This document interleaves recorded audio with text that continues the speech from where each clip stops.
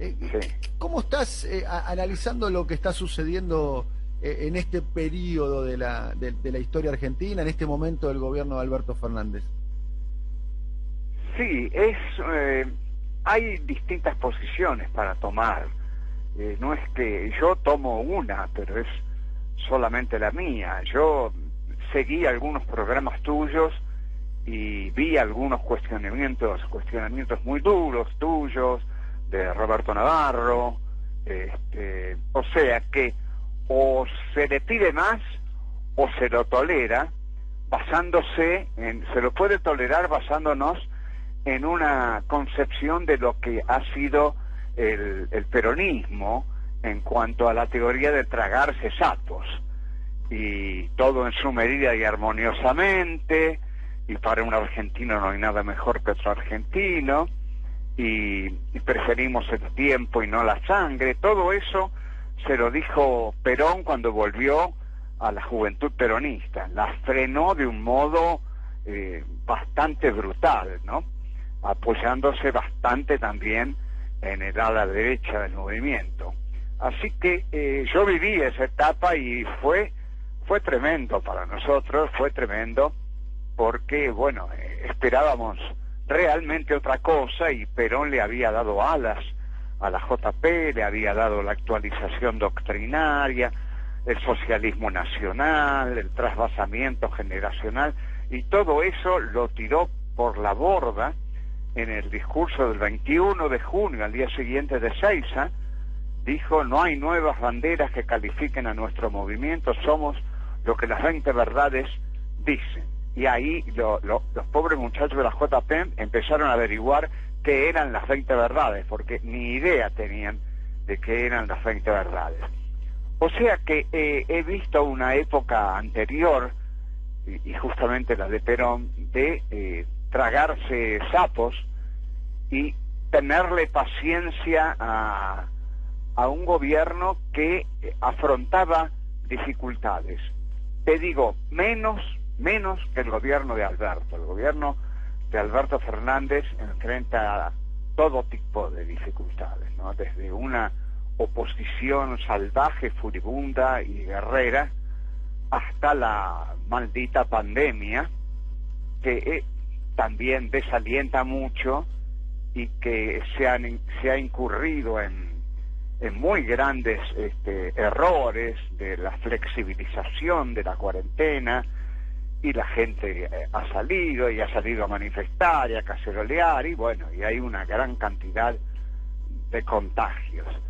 Así que yo creo que hay que esperarlo un poco, Alberto, y acompañarlo críticamente, es cierto, pero teniendo en cuenta que la oposición que tiene es realmente terrible, es terrible, porque al poner a Patricia Bullrich al frente del PRO ya estaba declarada una confrontación política durísima, que es la que se está llevando a cabo, ¿no?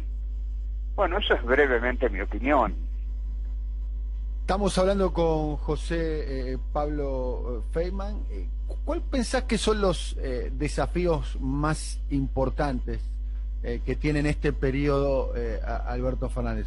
Lo cierto es que hay una situación absolutamente fuera de todo registro, que nadie la había pensado. De hecho, se la califica como distópica, que es la pandemia que estamos cursando, dicho sea de paso, y que no sabemos cuál va a ser el desenlace. No sabemos ni cómo ni cuándo, ¿no? O sea, hay un elemento de incertidumbre muy, pero muy grande. Es muy grande aquí y en todo el mundo, porque las promesas de la vacuna se demoran, y hay que ver cómo se distribuye la vacuna, ¿no? Si no se comercializa también salvajemente, de acuerdo al sistema capitalista en el que estamos, en el que todo se transforma en una mercancía que se tiene que vender con una ganancia grande, la mejor posible, y bueno, eso puede perjudicar muchísimo a la gratuidad que debería tener la repartición de la vacuna. En cuanto a lo político, bueno, hay un intento de reformar la justicia que me parece muy bien y que ya Juntos por el Cambio, vos viste, antes de leer el decreto declaró que estaba en contra y va a costar mucho imponerlo en diputados. ¿Por qué? Bueno, creen que es el decreto de la impunidad y tienen una obsesión muy grande con Cristina Kirchner, la vicepresidenta, que la quieren castigar de algún modo, que no pudieron durante su gobierno, pero siguen intentando. El sueño de la derecha argentina es verla presa a Cristina Kirchner, ¿no?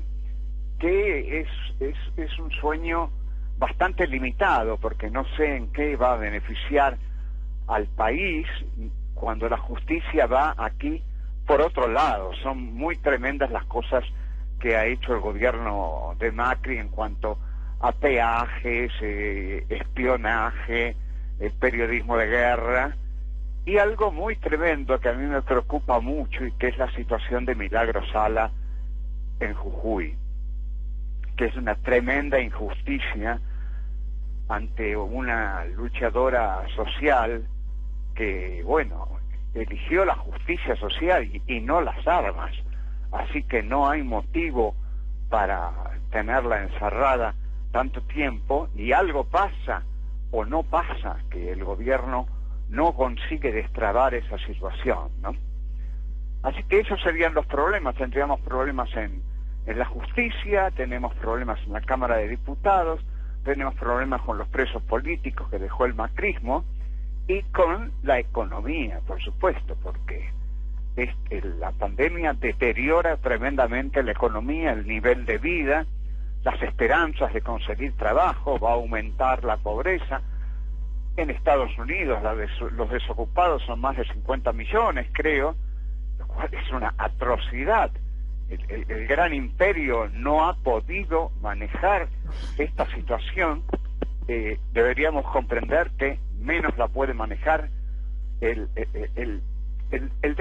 débil gobierno de Alberto, porque ganó, es cierto, con 8 puntos, pero debía haber ganado por mucho más.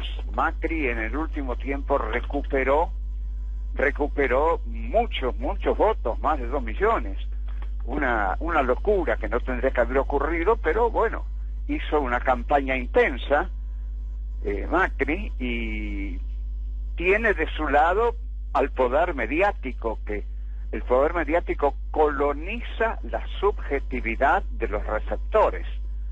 Y en los bares, ahora no hay muchos bares, pero siempre estuvo puesto algún canal del establishment, y eso es lo que ve la gente, y los diarios que recibe, que son los diarios que llamamos hegemónicos, y la respuesta a esos diarios es débil, porque es la respuesta independiente, incluso heroica, pero también débil ante ese enorme poder mediático, monopólico, bien, oligopólico.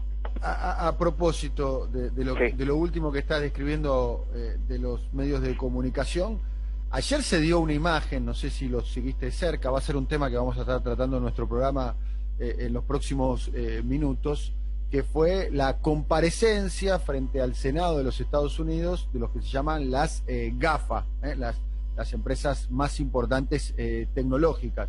Estamos hablando de Google, de Apple, sí, de Facebook y de Amazon.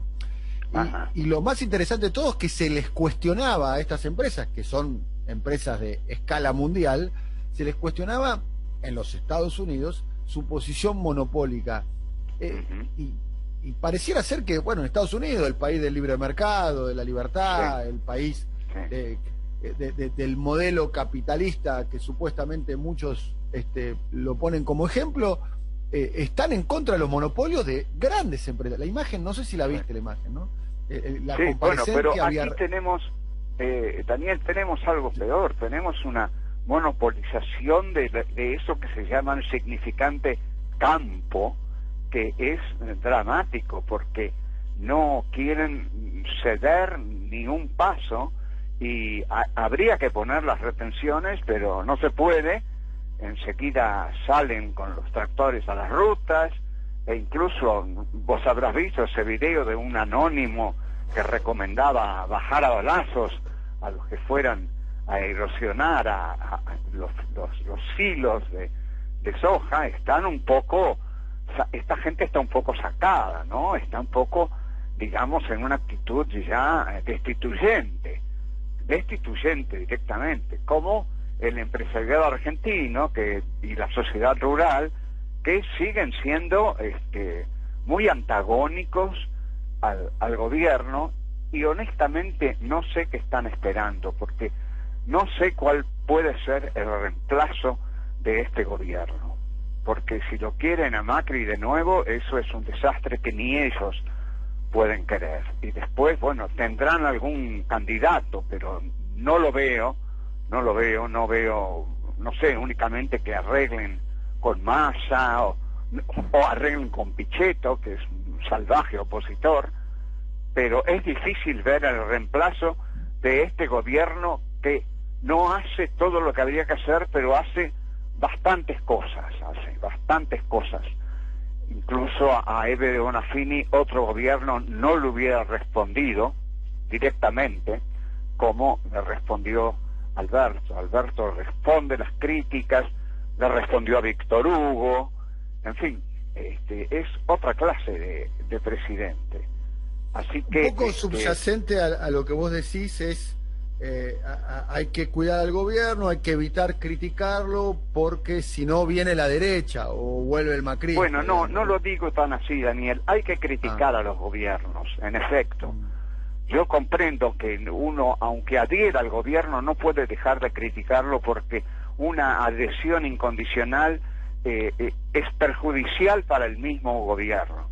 Tenemos que estar siempre atentos a la correlación de fuerzas, en qué medida podemos, sin perjudicarlo, seguir criticando al gobierno. Yo creo que sí, que hay que criticarlo, pero hay que estar muy atentos, sin que sea un chantaje esto de la derecha se viene si lo criticamos a Alberto. No se puede chantajear así. La derecha se va a venir del modo que sea, porque tiene muchos elementos para seguir atacando, y en efecto lo hace cotidianamente, sobre todo a partir de los 40,8% que sacó el macrismo y de los medios de comunicación. Ahora, no hay que justificar todo lo que hace el gobierno porque uno crea que si lo critica le hace el juego a la derecha. Bueno, creo que sería injusto verlo así, porque hay que criticar las cosas que no están mal, pero no hay que pedir lo imposible. Hay que calibrar muy exactamente. Si hay que dar 2 pasos, hay que dar 2 pasos. Es tan equivocado dar 3 como dar 1. Entonces hay que calibrar exactamente cómo se camina en esta etapa política. Bien, ¿cómo, por último, estamos hablando con José Pablo Feynman, a propósito de este tema que me resulta muy interesante escucharte? Tengo otra pregunta para hacerte sobre el final, sobre el tema pandemia, pero ¿cómo viviste el episodio Vicentín con sus idas y vueltas? Pareciera ser que Vicentín entró en una etapa de que se va a resolver solo y vaya a saber cómo, quizás con el desguace de la empresa, quizás con la quiebra de la empresa, quizás con la empresa pasando a manos privadas nacionales. ¿Cómo viviste todo el capítulo Vicentín, que todavía está...? A mí me alegró Vicentín. Nunca estuve de acuerdo con que se utilizara la palabra expropiación, que irrita mucho a mucha gente, porque, bueno, es una palabra, digamos, de un socialismo revolucionario, y acá no se puede aplicar en este momento un socialismo revolucionario, porque tenés a toda la clase media que te sale a la calle, y hasta dieron abrazos a Vicentín y apoyaron, y bueno, entonces se venía el comunismo cuando querían expropiar o intervenir a Vicentín. No se pudo hacer, pero hay que hacer algo, porque esa es una empresa que ha estafado al país, junto con el Banco Nación del señor González Fraga, y eso está muy claro, y eso hay que explicitarlo, y eso hay que llevarlo a la justicia. Así que espero que se lleve a la justicia la quiebra de Vicentín, los préstamos que tomó aun cuando el gobierno ya estaba en retirada y que le dieron gratuitamente millones y millones de pesos, y eso debe ser cosa juzgada, indudablemente. La última pregunta, cuando comenzó ¿Cómo no, la Daniel, pandemia, las que quieras? José Pablo, cuando comenzó la pandemia había como un debate entre pensadores, entre intelectuales. Voy a ponerlo en dos nombres nada más, pero seguramente vos habrás leído cosas mucho más interesantes de las que podemos acceder nosotros y podés llegar a reflexiones un poco más profundas que las nuestras, pero el debate era Byung-Chul Han, que era el filósofo surcoreano, que trabaja en Alemania, que decía ningún virus hace transformaciones profundas, revolución, esto va a ir hacia un estado más controlador, una sociedad más individualista. Eso es lo que planteaba Byung-Chul Han. Y por otro lado, Zizek decía, estamos en una etapa, estamos viviendo el fin del capitalismo tal cual lo conocemos, se viene una nueva mirada comunitaria de la sociedad, un poco más utópica, soñadora, de izquierda, hablando de un neocomunismo. Bueno, a priori ya han pasado, hoy se cumplen 6 meses, o se están cumpliendo 6 meses de una declaración importante por parte de la Organización Mundial de la Salud con respecto al tema de la pandemia. Hoy se cumple 6 meses de la emergencia mundial, que fue el paso previo a la declaración de la pandemia, que fue el 11 de marzo. Dentro de 11 días se cumplen 6 meses de la declaración de la pandemia. 6 meses después, pareciera ser que está ganando la mirada más individualista sobre la resolución. Mirá, Daniel, yo soy pesimista en cuanto a los cambios éticos, morales que pueda producir la pandemia en las conciencias de los individuos. No creo de ningún modo que el individualismo que fomenta por esencia el sistema de producción capitalista vaya a menguar, a disminuir en nada. Creo que al contrario, puede incentivarse la lucha de todos contra todos, el egoísmo, y la pandemia revolucionaria de Zizek fue un disparate, fue muy apresurado Zizek en haber largado eso. No hay pandemia revolucionaria, no tenemos revolución. Lo que creo, sí, como lo mejor que puede salir de esto es un fortalecimiento de la idea de la intervención del Estado en la sociedad y en la economía. Esto se ha visto claro y hasta lo han reconocido líderes mundiales como Macron, que dijo que el mercado no es suficiente para luchar contra la pandemia, de modo que quizá eso quede instalado, un mayor fortalecimiento de la denigrada idea del Estado. Yo creo que ustedes recuerdan el eslogan de la sangrienta dictadura, que achicar el Estado es agrandar la nación. Bueno, eso se siguió haciendo, lamentablemente, con Menem, con Macri, y hoy uno puede decir que achicar el Estado es agrandar la pandemia. Y eso va a quedar instalado, que achicar el Estado es agrandar la insalubridad social, la soledad que tiene tantísima gente en cuanto al cuidado de su situación de salud, de vida en última instancia. Eso creo que se puede lograr, pero eso no es la caída del capitalismo, por supuesto. José Pablo, como siempre, un gustazo conversar con vos. Te mandamos un abrazo. Quiero decir algo, Daniel. Lo que quieras. Mira, estoy como no puedo dar clases presenciales, me filmaron unos cursos muy bien filmados, de un modo muy profesional, sobre literatura argentina y compromiso político e historia conceptual de la Argentina, que son como 30 horas de clase y están en mi sitio web feynman.online. Así que ahí me encantaría que me encontraran ahí. Feynman.online. Online, así es. Feynman.online es el sitio web donde están tus clases allí, se pueden ver. Así es, Daniel, así es. Muy bien, bueno, ya mismo lo estamos compartiendo con nuestros oyentes. Siempre te escucho, siempre te escucho.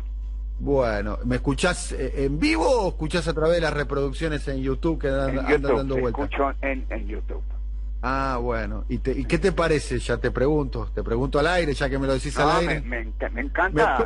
Tomo el riesgo de preguntarte al aire. Mira, me encanta el programa. Algunas críticas me parecieron excesivas, te lo dije.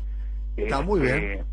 Pero también admito tu punto de vista, que consiste en decir que el que no critica adula prácticamente. Y bueno, no hay que olvidar que Perón cayó porque en su primer gobierno decía que estaba rodeado de adulones y alcahuetes. Eso no hay que permitirlo. La conciencia crítica, y vos la tenés, siempre hay que mantenerla. Sí, y básicamente porque he pasado por una experiencia comunicacional de no criticar, y creo que eso creo que fue un error. Y digo esta cosa, además, si querés en otro momento lo podemos profundizar. Yo creo que no se debe confundir a los comunicadores, a los periodistas, a los comunicadores, a los animadores, con la comunicación pública. La comunicación pública va por un carril, creo que está mal que los comunicadores razonen como funcionarios. Cuando pasó eso, el resultado, a mi modo de ver las cosas, y lo puedo decir en primera persona porque fui, de alguna manera, participé de ese ecosistema, en mi modo de ver las cosas, funcionó mal. Los funcionarios tienen que pensar, razonar y hablar como funcionarios, y los comunicadores tienen que pensar, razonar, hablar como comunicadores. Y pueden confluir o no. Sí, pero no es lo que está pasando. Yo puedo ser un comunicador de tanto en tanto hablando en tu programa, pero ya no tengo programas de radio ni televisión. Claro. Y veo que los comunicadores del macrismo furibundo siguen haciendo un periodismo claramente tremendamente belicoso. Y bueno, son ejemplos muy, muy conocidos, ¿no? Así que hay que desnudar toda esa trama de ese periodismo de guerra que efectivamente se hace. Y bueno, por eso tienen que seguir programas como el tuyo, el de Navarro, el del Gato, que es la defensa que tiene la democracia todavía, por supuesto. Muy bien. Te mandamos un abrazo, gracias. Bueno, José un Pablo, gran abrazo, Daniel, y gracias por todo. No, gracias a vos, saludos a María Julia, a tu querida mujer María Julia, un beso muy grande. Bueno, José Pablo Feynman conversando con nosotros, 15 minutos para las 11 de la mañana. Si ustedes se quieren comunicar con nosotros, tienen que mandar un mensaje al 11 56 57 9000. Si te parece, Eduardo, no sé, vos que estás ahí en el control en el piso, sí, vamos a una pequeña tanda, leemos unos mensajes. ¿Para qué estamos? Está muy bien. Tengo algunos mensajes. Hay muchos oyentes celebrando y agradeciendo la charla con José Pablo Feynman. Alguno que pone un matiz, dice: no estoy de acuerdo con eso de esperar tanto a Alberto, dice Maxi José Cepaz, porque el desempleo y la pobreza están aumentando. Bueno, matices, pero dentro de eso, de una celebración. ¿Sabés lo que me pasa cuando lo escucho a José Pablo, cuando lo escucho a Jorge Alemán y demás? Yo los entiendo, y la verdad que hay que escucharlos más, y quizás es interesante reflexionar en ese sentido. Yo creo que tienen muchos años encima, ¿entendés? Claro. Tienen el valor de la experiencia, de lo que han vivido. y demás. Claro. Me parece que tiene su razonamiento tiene que ver en ese sentido. Me parece. Sí. Pero es interesante lo que dice. Siempre es interesante escucharlos. Claro, ahí. claro, y que pueden apreciar esto que muchas veces vemos leyendo los libros de historia, ciertos eventos cíclicos que se repiten en la Argentina. Claro. Ellos los han vivido, ¿no? Entonces pueden establecer los matices y las diferencias. Yo creo, y es lo que opino yo, pero puedo estar equivocado, no me creo el dueño de la verdad, ni mucho menos, que para que no vuelva a la derecha, lo primero que hay que hacer es no tomar como propia ni la agenda de la derecha, ni el vocabulario de la derecha. Sí. Pero esto es lo que opino yo, quizás me equivoco. Y para que no vuelva a la derecha hay que tener un atributo que sí hoy tiene la derecha, que es la audacia. A eso voy. Pero esto opino yo. Después está bien. A mí, por ejemplo, la cena del día de ayer, de la presentación del Consejo de Notables para reformar la justicia y la Corte, me parece excelente. En mi modo de ver las cosas, pero bueno, yo soy un comentarista radial. No tengo la responsabilidad que tiene ni el presidente ni la ministra de Justicia. En mi modo de ver las cosas, eso se tendría que haber presentado en la primera semana de gobierno de Alberto Fernández, porque era una urgencia. En mi modo de ver las cosas. Pero bueno, quizás me equivoco. Creo que hubiese tenido más posibilidades de éxito si se presentaba en la primera semana que se presentaba a los 8 meses, 9 meses de mandato, en pleno una pandemia, donde además la oposición está mucho más, entre comillas, recuperando posiciones y reorganizadas. Nada más, es una observación. Los mensajes llegan al 11 56 57 9000. Vamos a una tanda y ya volvemos, dale.